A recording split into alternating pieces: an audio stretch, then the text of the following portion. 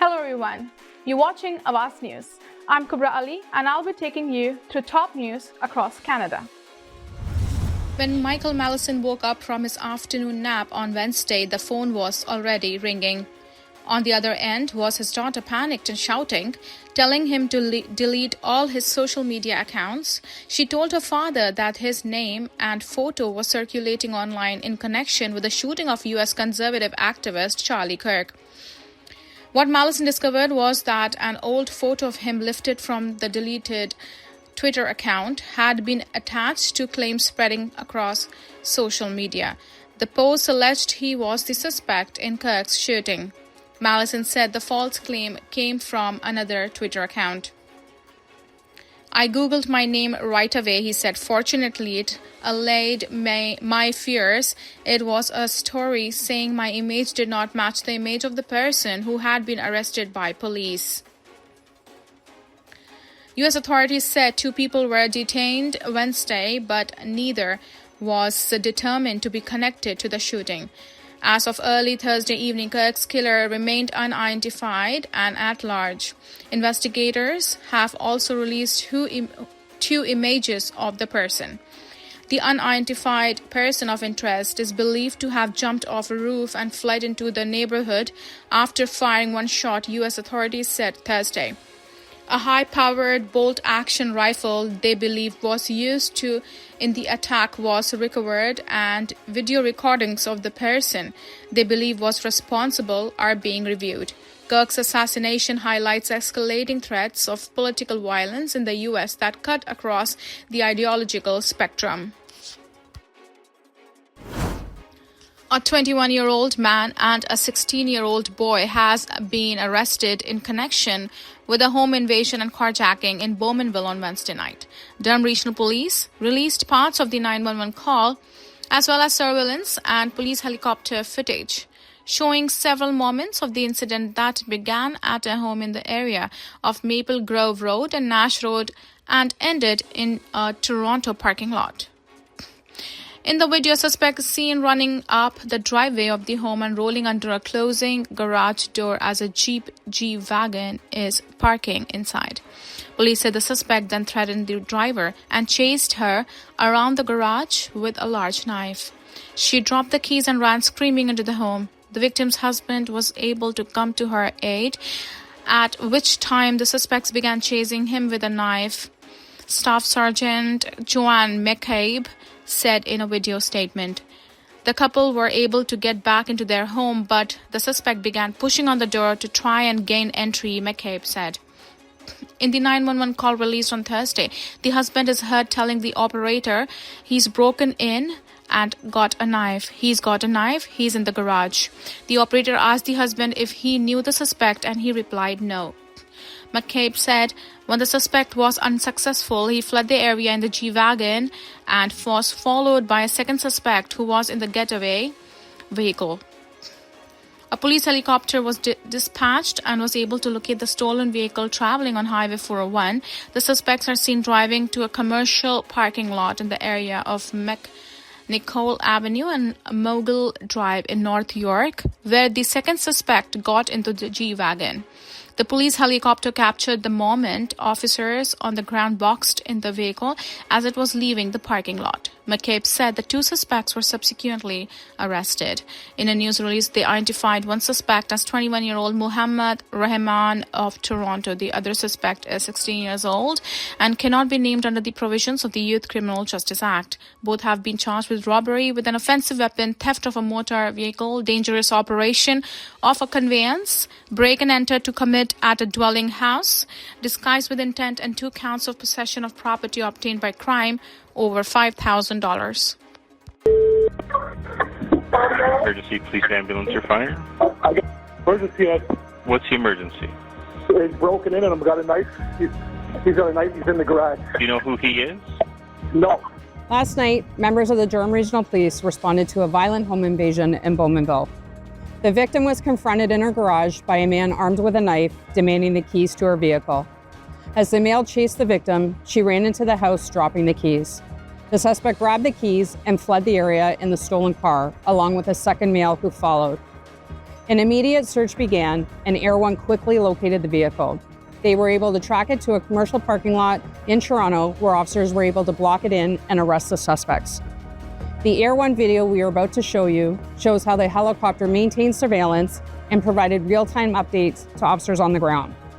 The suspects had no idea they were being followed, ensuring the safety of the community.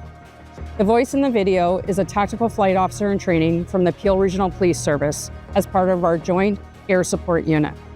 And make sure that they're aware that Air One is up and that we're asking for no guard cruisers to be present. And that we have our auto sampling it en route. Air One G-Wagon looks like he's leaving the lot now. There's the sedan is staying where it was. G-Wagon is northbound coming to McNichol, coming out of the lot. It looks like he's stopped right now.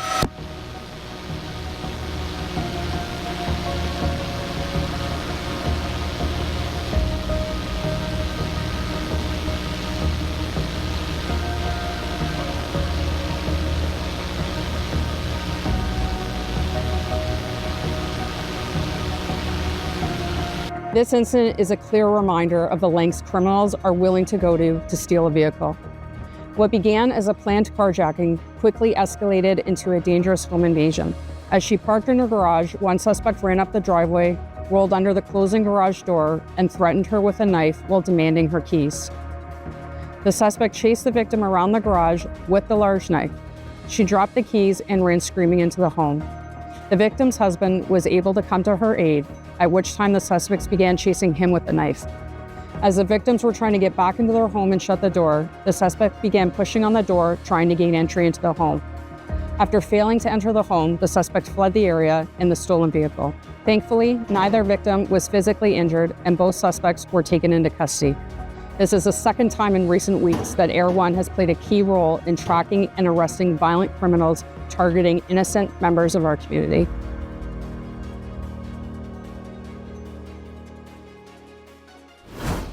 York Regional Police say a driver who crashed into a Richmond Hill daycare has been charged with dangerous driving causing death after a toddler was killed and several other children were injured on Wednesday afternoon. The crash occurred at First Roots Early Education Academy, located in the area of Yonge Street and Nottingham Drive near 19th Avenue, around 3 p.m. Officers arrived to find 10 people, including 7 children and 3 staff members, injured after an SUV came crashing through the front of the daycare. The victims were transported to hospital, and 1.5-year-old boy was subsequently pronounced dead.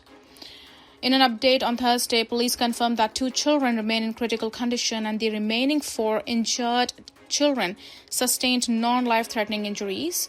3 staff members were also injured in the incident. The children injured in the collision range in age from 1.5 to 3 years old. The driver, a 70-year-old man from Richmond Hill, has now been charged with dangerous driving causing death and dangerous operation causing bodily harm. Investigators are still gathering evidence and say additional charges may be laid. I can tell you that the initial information suggests the vehicle was in the parking lot at the time and, for reasons unknown, drove through the front door of the window, Constable Kevin Nebrija said on Wednesday. According to Nebrija, it appears the vehicle drove through more than one room in the building. We are still determining the sequence of events. However, information right now has led us to determine that this was not a deliberate act, he said. In a statement on Thursday, York Regional Police Chief Jim McSween reiterated that investigators do not believe the crash was deliberate and offered condolences to family of the 1.5-year-old boy. As a father, I can't imagine the pain being felt by these young families, McSween said. Our thoughts are with all of those injured and impacted by this incident. We know the effects from this heartbreaking and traumatic event will be felt across the region. Earlier today at 3 p.m., we responded to a report of a collision with a single vehicle into a building in the area of Yonge Street and Nottingham Drive in Richmond Hill.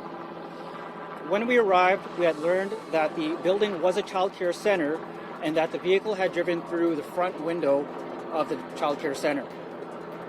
The center was open at the time, with numerous employees and children inside. At this time, I can confirm that 7 children, ranging in age from 1.5 to 3 years old, were struck, along with 3 adult staff members. Unfortunately, I'm sad to announce that a 1.5-year-old boy has since been pronounced deceased.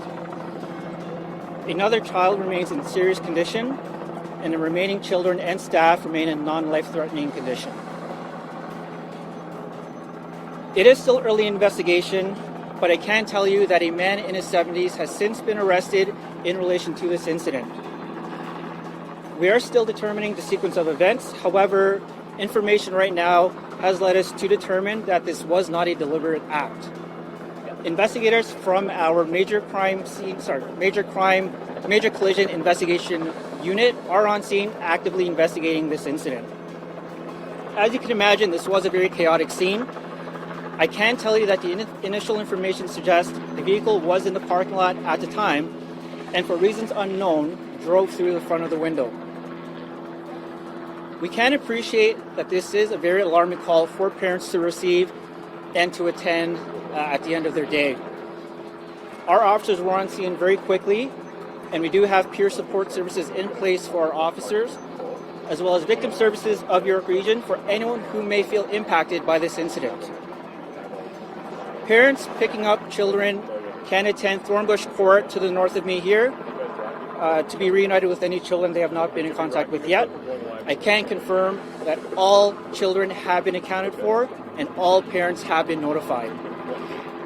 We are asking that anyone who has information, who witnessed something, who has dashcam footage, to please reach out to our investigators. Again, we do appreciate this is very disturbing for those who either witnessed or heard what has happened here today, and we encourage those who are affected to please reach out to victim services.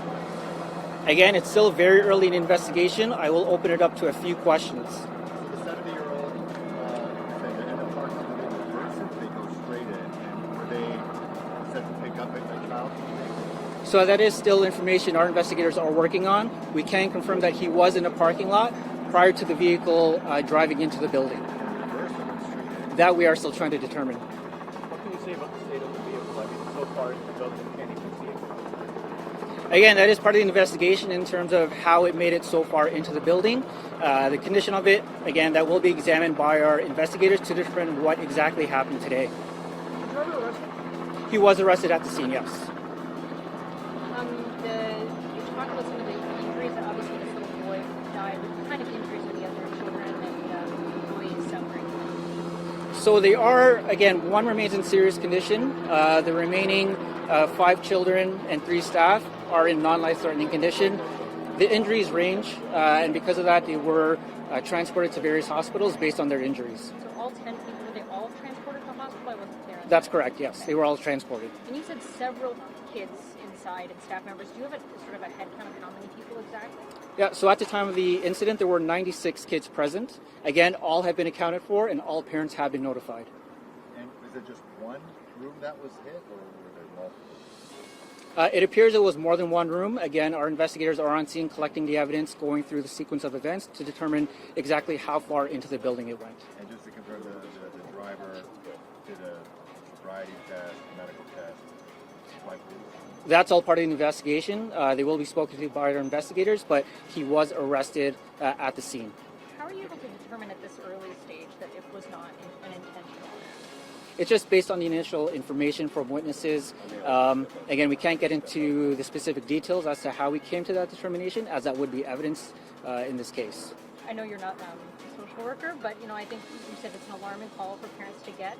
A lot of kids will have seen some really horrible stuff today, and in the neighborhood as well. Do you have any advice for parents about how to talk to their kids about what happened? Yeah, again, we are imploring the parents and, again, anyone else involved to please reach out to victim services of your region. They are a great service. They are here to provide support in times like this, and not only to those directly impacted, but those who might not have any connection to this incident but are aware of it and in the area.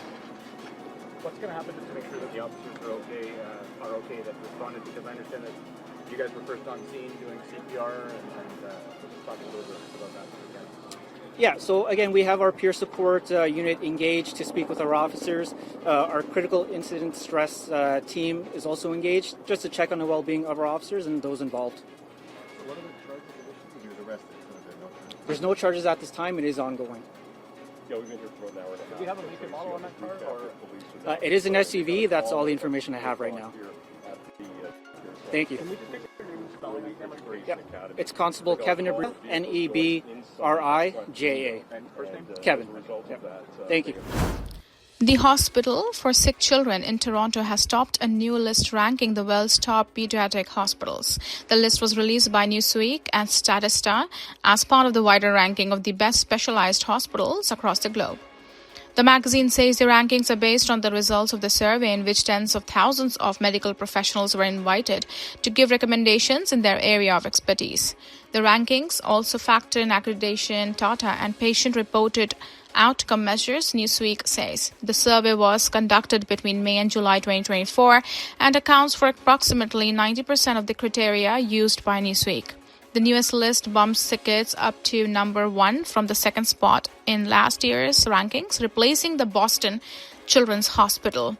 There are 3 other Canadian hospitals ranked in the top 50 for pediatric care: BC Children's Hospital in Vancouver, Edmonton's Alberta Children's Hospital, and another Edmonton hospital, Stollery Children's Hospital. A total of 250 hospitals were ranked in the category. Toronto Police Chief Myron Demkiw will remain in his role for 4 more years. On Thursday, the Toronto Police Services TPS Board approved Demkiw's contract renewal. Chief Demkiw has demonstrated unwavering dedication to the people of Toronto, a steady and thoughtful approach to leadership and genuine commitment to building trust with communities and with the members of service, the TPS Board Chair Shelley Carroll said. Demkiw, a 35-year veteran of the force, said TPS has made significant progress on the priorities he laid out when he took over the role in 2022, which are improving trust in and within the police service, accelerating police reform, and supporting safer communities.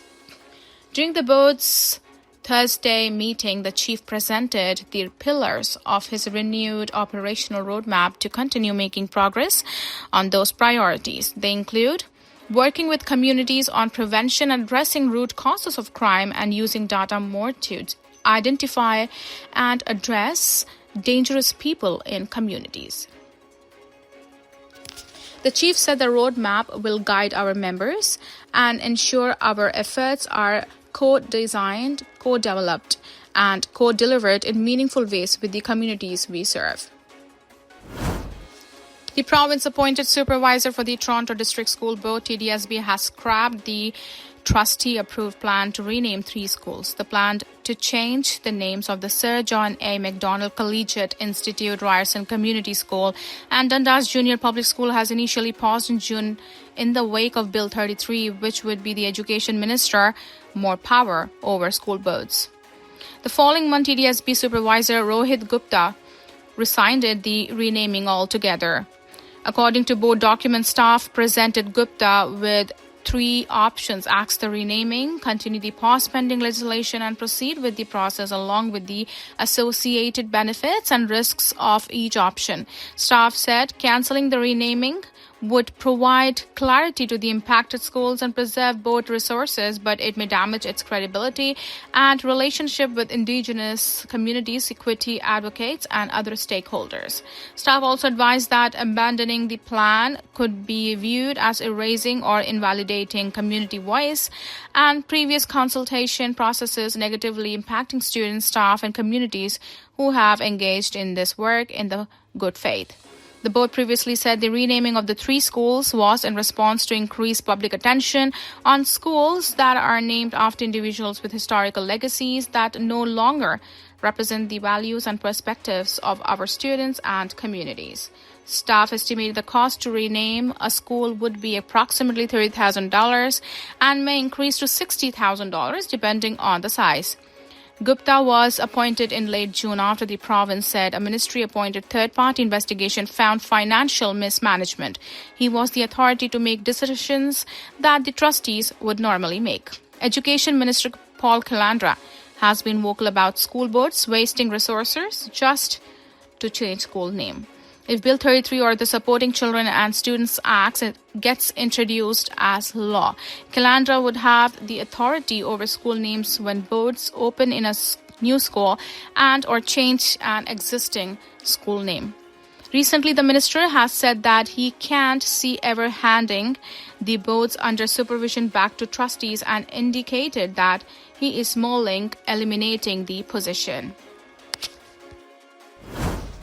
3 Toronto women are facing charges in connection with their alleged involvement in a criminal organization that police say is responsible for numerous distraction thefts. Police say that the suspects often worked together to distract victims and steal from them when they weren't looking. Investigators allege that the thefts took place between June and September and often targeted elderly individuals. A quantity of jewelry was stolen, but police would not provide Awaz News with an estimate for the value of the goods.